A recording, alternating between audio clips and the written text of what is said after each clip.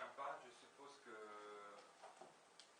le travail de, je vais mal prononcer votre nom, et de Lescojo et de Vilo, non? Oui,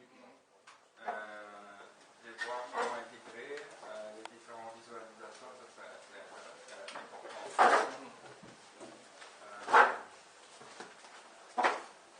Non, je pense que vraiment, surtout ce travail technique sur le code Zelda, lui est bien avec moi, il comprend une fois mieux que moi.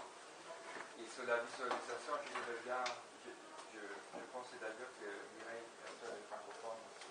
Alors, ce serait vraiment bien de commencer à travailler avec elle. Juste une observation un peu générale.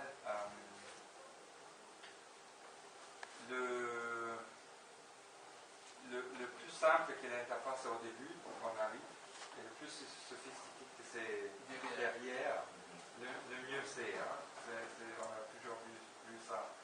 C'est-à-dire, même si on commence seulement avec un grand carte, rien d'autre, et on clique, et à fur et à mesure, on peut avoir des dimensions qu'on veut. Ou, bon, on a toujours, parce que vous avez tellement de dimensions, peut-être on a toujours besoin de ça, mais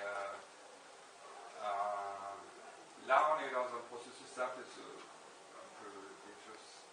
Là, on est dans un processus similaire, même si c'est pour un autre objectif, mais on veut avoir une sorte de, ce qu'on appelle un dashboard, une sorte de plateforme de visualisation des données pour tous les projets qu'on fait dans différents pays. Et déjà, d'ailleurs, Mireille et d'autres dans notre équipe sont en train de travailler là-dessus pour voir comment on peut faire assez simple et clean, presque comme en Google au début. Mais après, quand on clique sur les pays, on a quand même accès à toute la richesse des données. Mais ça, c'est excellent, je trouve, hein, qu'on commence déjà. Vous êtes déjà en train d'intégrer plusieurs sources dans une seule plateforme et ça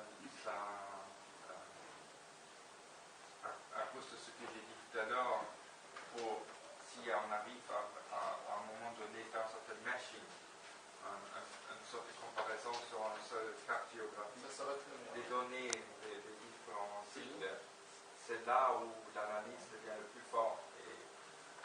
Alors, on n'est pas encore là, mais je vois tout le potentiel. Alors,